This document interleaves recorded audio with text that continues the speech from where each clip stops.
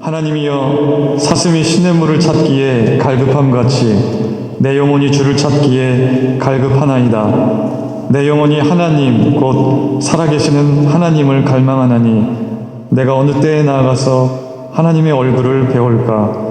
사람들이 종일 내게 하는 말이 내 하나님이 어디 있느냐 하오니 내 눈물이 주야로 내 음식이 되었도다.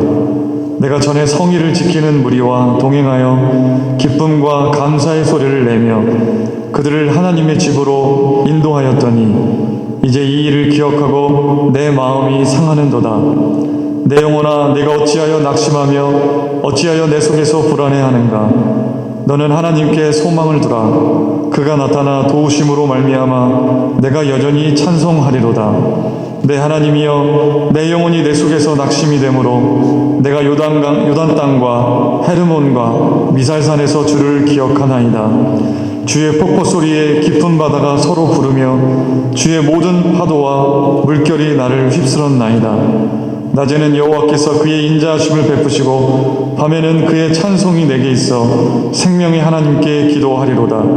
내 반석이신 하나님께 말하기를 어찌하여 나를 잊으셨나이까. 내가 어찌하여 원수의 압제로 말미암아 슬프게 다니나이까 하리로다. 내 뼈를 찌르는 칼같이 내 대적이 나를 비방하여 늘 내게 말하기를 내 하나님이 어디 있느냐 하도다. 내 영혼아, 네가 어찌하여 낙심하며 어찌하여 내 속에서 불안해하는가. 너는 하나님께 소망을 두라. 나는 그가 나타나 도우시므로 말미암아 내 하나님을 여전히 찬송하리로다. 아멘. 하나님의 말씀입니다. 신앙생활은 참으로 기쁘고 행복한 그런 삶입니다. 하나님의 은혜와 사랑이 가슴 깊이 느껴져서 늘 기쁨과 감사의 고백을 하게 되는 것, 그것이 신앙생활입니다. 정말 하나님이 살아계신 것 같이 느껴지고 날 사랑하심이 확신이 되어지고 내가 정말 하나님께 구원받았다는 것이 확신이 되어집니다. 나의 죄를 하나님께서 분명히 사해 주셨다는 것이 믿어지는 것, 그러면서 늘 하나님께 감사와 기쁨과 찬양을, 그런 찬양을 하나님께 드리는 생활, 그게 바로 신앙생활입니다. 신앙생활이 이러한 기쁨과 감사의 고백만이 계속 되어지면 좋겠는데 반대로 감사와 기쁨보다는 특별한 이유 없이 하나님과의 관계가 단절된 것처럼 무언가 하나님과의 관계가 막혀있는 것 같은, 그래서 때로는 낙심이 되고 때로는 울적하고 그런 때를 경험하는 경우가 있습니다. 아주 화창한 날씨처럼 우리의 신앙이 그렇게 아주 맑아 보일 때도 있지만 날씨가 항상 그렇지만은 않죠. 흐린 날도 있고 비가 심하게 와서 기분이 울적하게 만드는 날도 있는데 우리의 신앙생활도 그렇다는 거죠. 이러한 그런 영적인 침체에 우리가 빠질 수가 있다고 하는 것입니다. 그래서 이 위대한 영성가들은 이런 거를 잘 알았어요. 16세기 위대한 영성가였던 십자가의 성 요한은 이러한 영적인 침체를 영혼의 어두운 밤이라고 표현을 했습니다. 환한 빛과 같이 신앙이 기쁨과 소망이 가득 찬 순간도 있지만 뭔가 빛이 하나도 없는 것 같은 밤과 같은 어두운 암울한 절망스러운 그런 어두컴컴한 길을 그냥 경험해야 할 때가 있다는 거죠. 이 영적인 침체는 믿음이 없는 사람들에게만 나타나는 것이 아니라 하나님의 임재를 경험하고 말할 수 없는 하나님이 주시는 기쁨과 은혜를 체험한 사람들에게, 하나님의 구원의 역사를 경험한 사람들에게 나타났던 그런 현상이었습니다. 믿지 않는 사람들은 자신이 영적으로 침체되어 있거나 내가 이래서는 안 되는데는 생각을 전혀 갖지 못하죠. 그러한 갈급함도 없고 그런 거를 전혀 누리지 못합니다. 전혀 세상 가운데 어떤 것을 취함으로 인해서 그거를 채워보려고 하지 그것이 무엇인지를 해석할 힘도 없습니다. 엘리야도 이런 큰 영적인 좌절과 그런 침체에 빠졌던 적이 있습니다. 엘리야가 아하방과 이세벨의 시대에 선지자로서 일을 했는데, 사역을 했는데, 바알 선지자 450명과 아세라의 선지자 400명과 싸워서 갈멜산에서 영적으로 큰 승리를 경험하고 말죠. 다른 그 우상을 섬기는 선지자들의 제물에는 불이 내리지 않았지만 엘리야가 물까지 다 부었던 그 제단에 하나님의 불이 떨어져서 그 제단이 타게 되는 그런 역사를 통해서 많은 우상을 섬겼던 선지자들을 이렇게 심판하는 그런 일들이 있었습니다. 근데 그런 큰 승리를 경험하고 나서 여왕이었던 이세벨, 왕비였던 이세벨의 죽이겠다고 하는 위협 앞에서 엘리야는 금방 영적 침체에 빠지게 되고 말죠. 그래서 로뎀나무 두려움에 빠져가지고 도망치면서 로뎀나무 아래에서 차라리 하나님께 제가 죽는 것이 낫겠습니다 라고 고백을 하면서 하나님께 죽여달라고 아뢰었던 것이 엘리야였습니다. 참 특이한 건 엘리야가 이렇게 큰 절망 가운데 빠졌던 거는 어떤 큰 실패를 경험하고 어려운 일을 당했기 때문에, 물론 이세벨이 자신을 죽이겠다고 하는 위협은 있었지만 그런 큰 일을, 실패의 경험을 통해서 이런 걸 얻게 된 게 아니라 큰, 정말 영광스러운 큰 승리를 경험했음에도 불구하고 그 이후에 이런 영적인 깊은 가라앉는 그런 경험을 했다라는 거죠.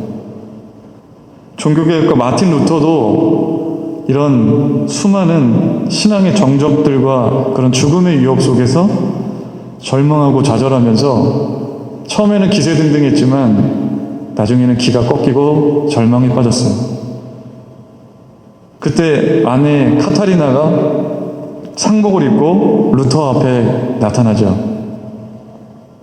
마틴 루터는 아내를 보고 왜 상복을 입었냐고 하니까 아내인 카타리나는 하나님이 돌아가셨다고 대답을 했습니다. 그래서 루터는 아니 그게 무슨 소리냐고, 하나님이 어떻게 돌아가실 수 있냐고 화를 내면서 아내에게 그렇게 항변하죠. 그랬더니 카타리나는 뭐라고 말했나요? 당신의 얼굴을 보니까 하나님이 돌아가신 것 같다.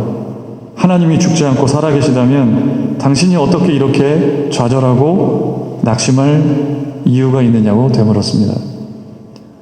종교학자 마틴 루터는 보름스라는 곳에서 보름스 회의, 수많은 가톨릭의 종교 지도자들과 권력가들이 그 모여있는 곳에서 하나님의 말씀이 잘못되어져 가고 있는 것을 고발하면서 자기 혼자 1대 100의 싸움을 벌였던, 그만큼 담대하고 진리에 대한 그런 용기를 가지고 뜨거운 마음을 가지고 이 종교개혁에 불씨를 지피고 해 나갔지만 수많은 정적들의 위협과 그런 도전 속에서 깊은 영적인 침체를 경험하고 이런 경험을 했다고 하는 것입니다.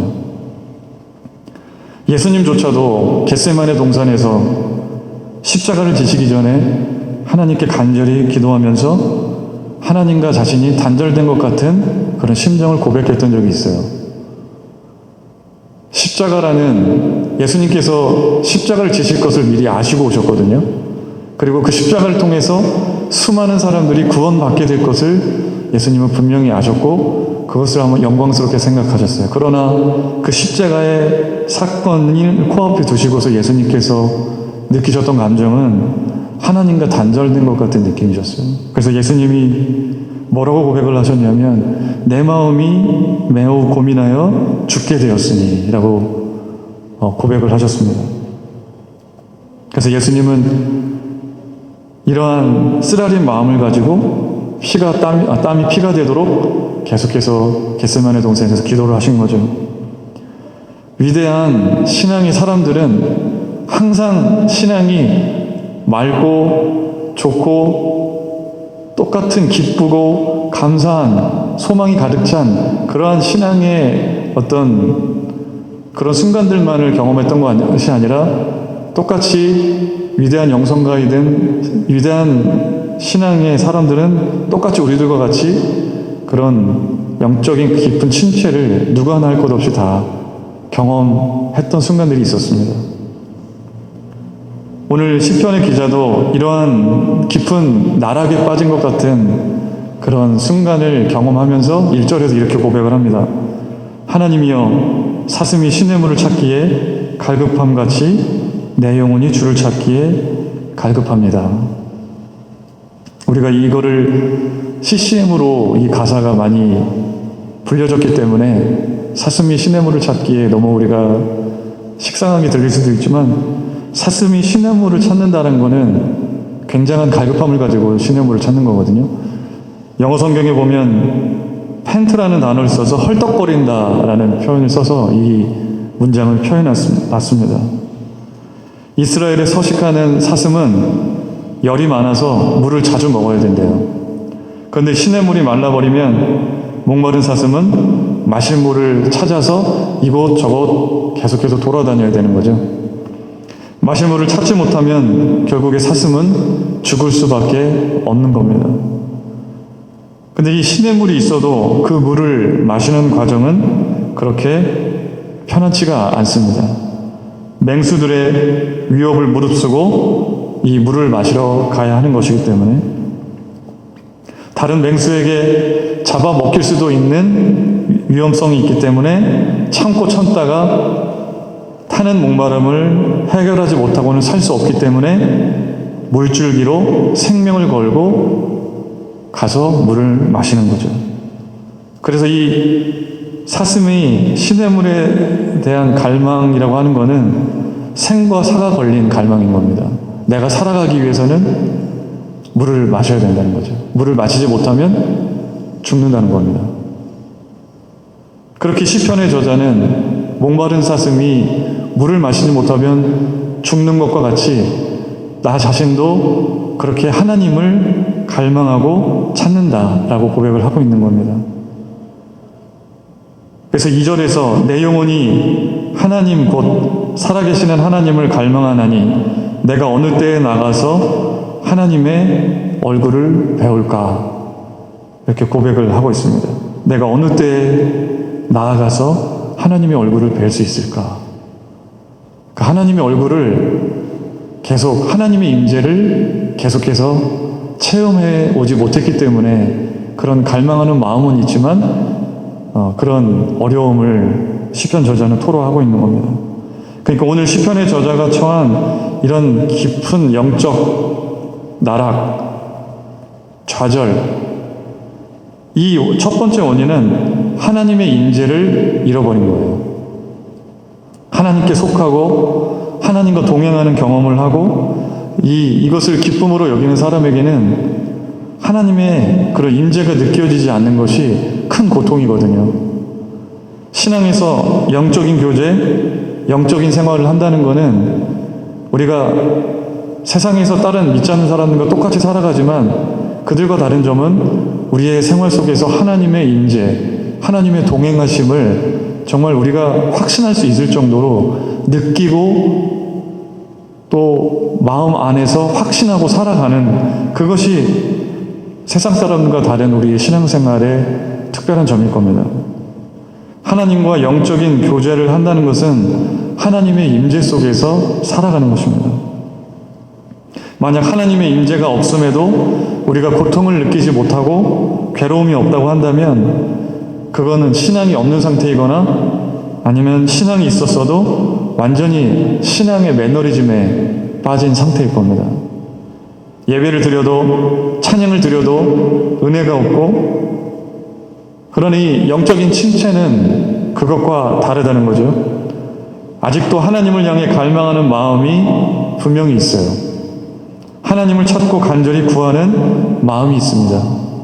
너무나 간절하기 때문에 고통스러운 거. 근데 그래서 하나님을 느끼지 못하는 거. 간절히 갈망하지만 하나님을 계속해서 느끼지 못하는 거. 그게 바로 영적인 침체라고 하는 것입니다. 시편의 기자가 참으로 고통스러웠던 것 중에 하나는 시편의 기자가 과거에 찬양 인도자였다는 것입니다. 시편 42편 뒤에 보면 시편 40편 맨 위에 쓰여져 있는 제목을 보면 고라 자손의 맞쓰기 인도자를 따라 부르는 노래라고 되어 있습니다.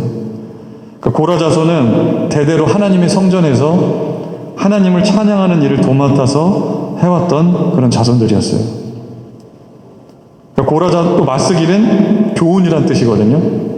그러니까 고라 자손의 맞쓰기라는 것은 찬양을 부르는 고라 자손들의 교훈, 또 고라 자손들의 후대를 위한 그런 교훈으로 우리가 이 제목을 해석해 볼 수가 있습니다.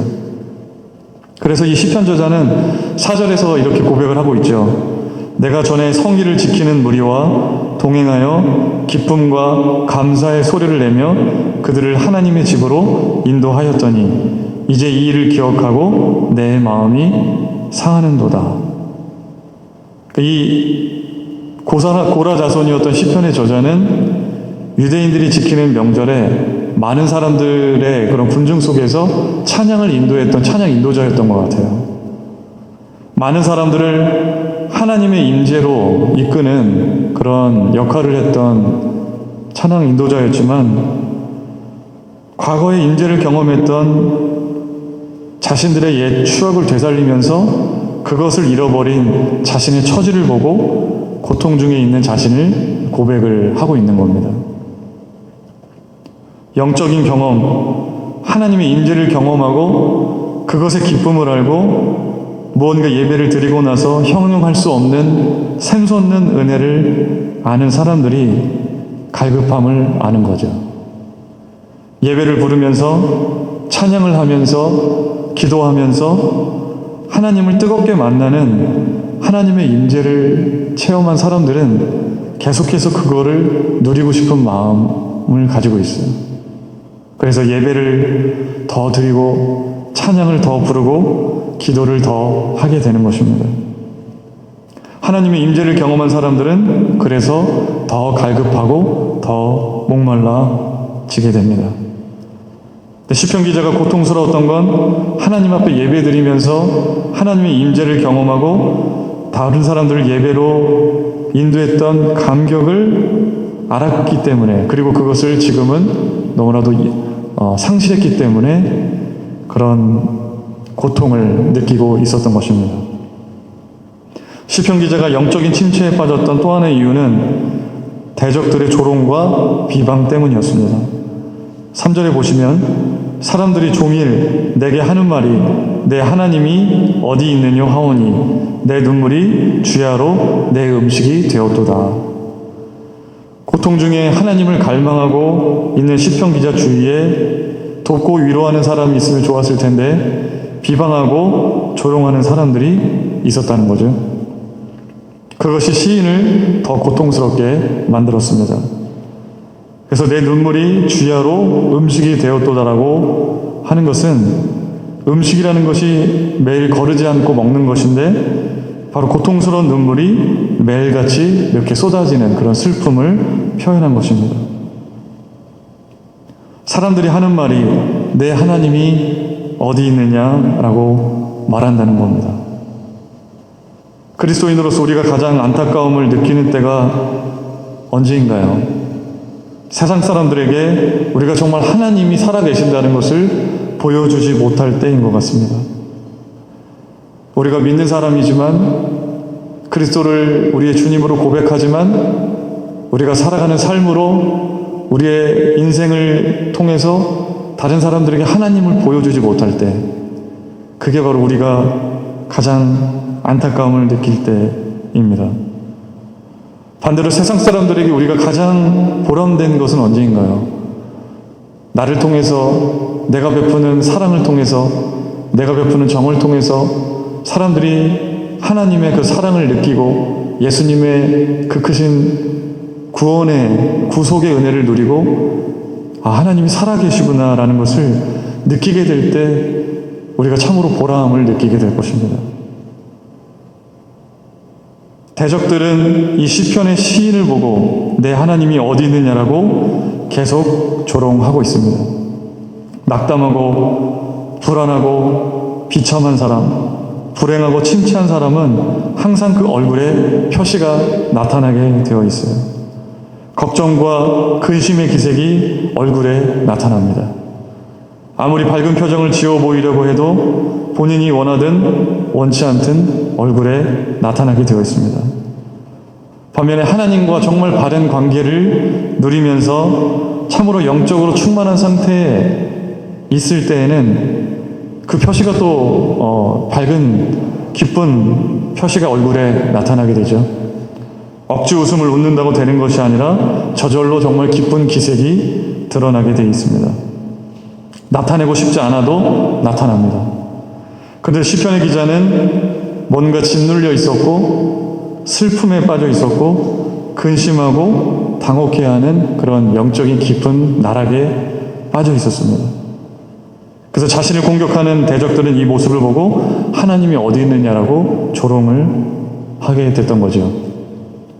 이런 힘든 영적 침체의 상황이 있었지만 시편 기자는 그것에 머물러 있지 않았습니다.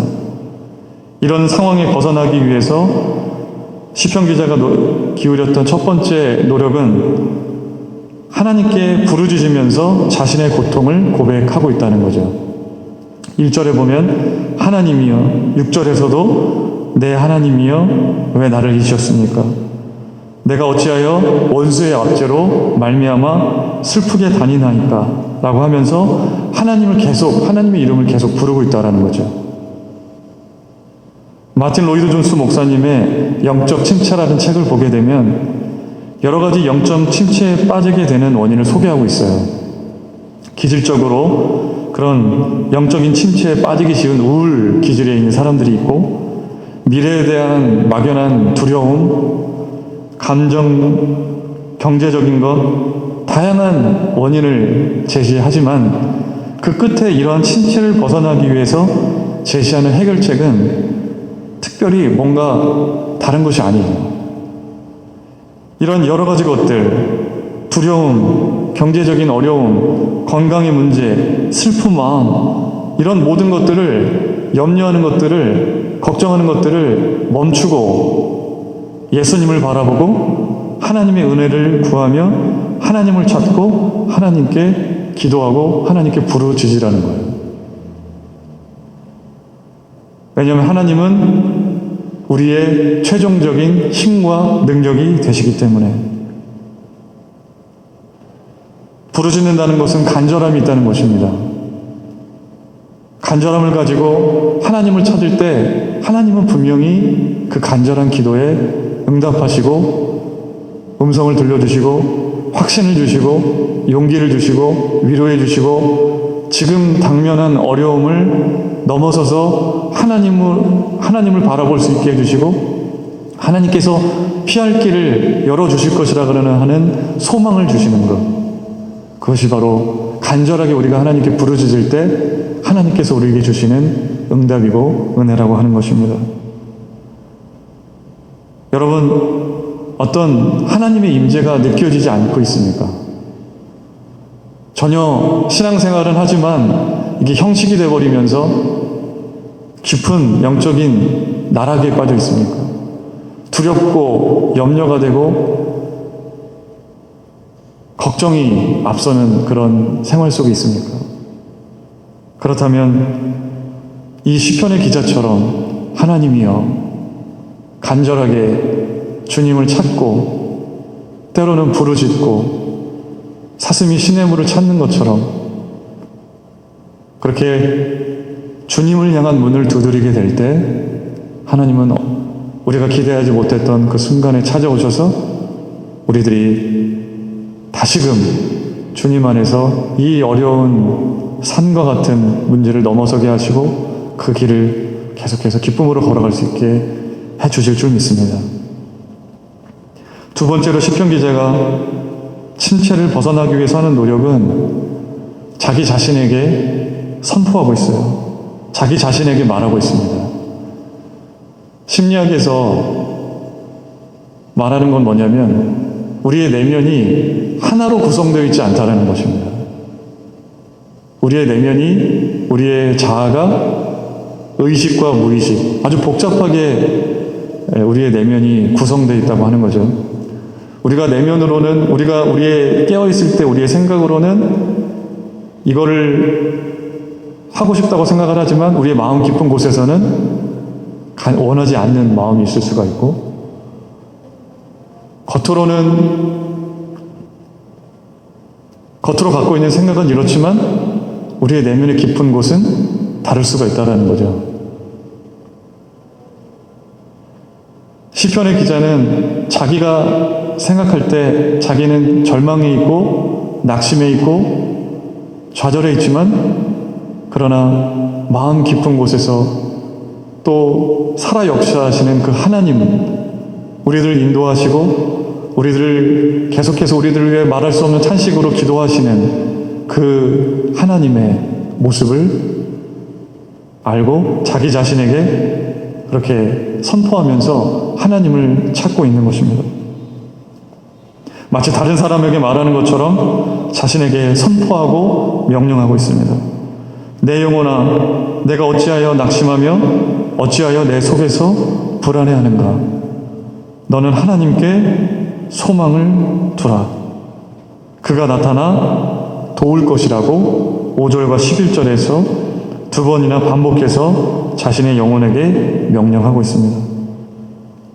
마틴 로이드 존스 목사님이 침체를 치료하는 방법은 시편 기자처럼 자기 자신을 다루는 법을 배워야 한다고 말하고 있습니다. 우리 안에 있는 의식이, 우리 안에 있는 자아가 우리에게 말을 걸게 하지 말고 우리가 이 자아에게 말을 걸어야 한다는 것입니다. 우리의 마음이 불평과 짜증과 그런 불만족스러운 걸로 가득 차 있다고 그것에 휘말려서 그것을 내뱉고 그것에 노예가 돼서 살아가지 말라는 겁니다. 우리의 마음은 그런 걸로 찌들어 있을지라도 이 자아에게 선포하라는 것입니다. 내 영혼아, 어찌하여 내 속에서 불안해하는가? 너는 하나님께 소망을 둬라. 감사합니다. 주님을 찬양합니다. 하나님으로 인해서 기뻐합니다. 그렇게 우리 자아에게 선포하고 말하라고 하는 것입니다. 우리의 영적 침체의 원인은 내 마음속에 떠오르는 떠오르는 대로 불평하고 원망하고 미워하고 비난하고 이런 것들이 내 삶을 장악하게 되어버리면 그것이 영적인 절망과 나락에 빠지게 하는 것이라고 하는 것입니다.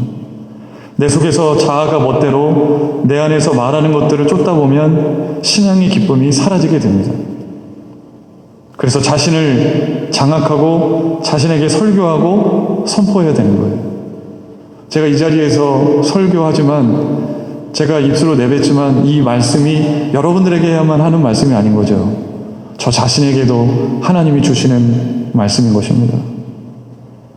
침체하고 불행한 마음으로 짓눌려 있는 우리들 자아에게, 내 마음속에 내 자아에게 하나님께 소망을 두라고 선포하면서 기도하고 찬양하고 예배드리는 것입니다.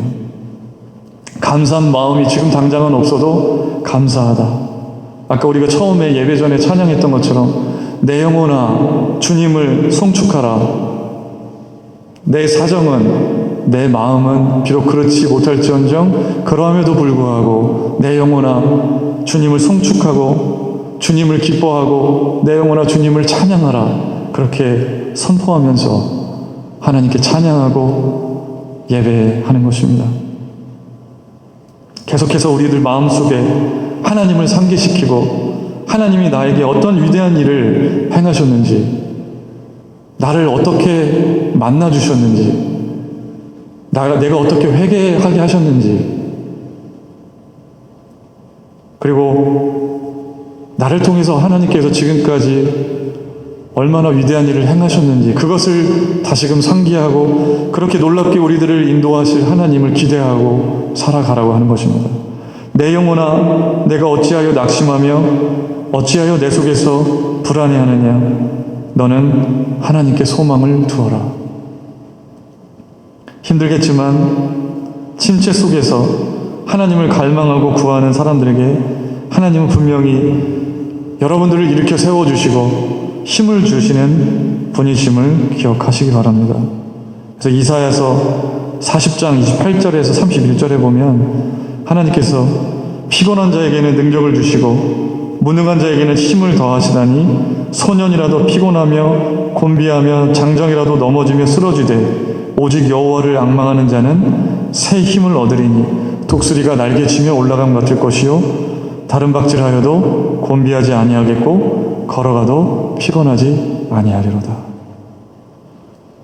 여러분, 내 안에 하나님이 없는 것 같다고 느껴지십니까? 그리고 내 신앙이 정말 전에는 생명력이 있고 은혜가 넘치고 소망이 넘쳤는데 내가 너무 아무것도 없이 비어있는 것 같은 그런 느낌 속에서 신앙생활을 하고 있지는 않으십니까? 여러분 주위에 많은 사람들에게 정말 하나님을 보여주며 살아가고 싶은데 그러지 못하고 깊은 어떤 신앙의 절망 속에서 살고 있지는 않습니까? 그렇다면 오늘 시편의 기자처럼 여러분 하나님을 불러보시기 바랍니다. 그리고 끊임없이 절망하고 슬퍼하고 염려에 빠지게 하는 그런 자아에게 하나님을 바라보라고 선포해 보시기 바랍니다. 내 영혼아 하나님만 바라라. 내 영혼아 하나님께 소망을 두라. 그리고 힘과 능력을 주시는 그 하나님께 간절히 기도하시는 여러분 모두가 되시기를 간절히 축원합니다. 함께 기도하시겠습니다.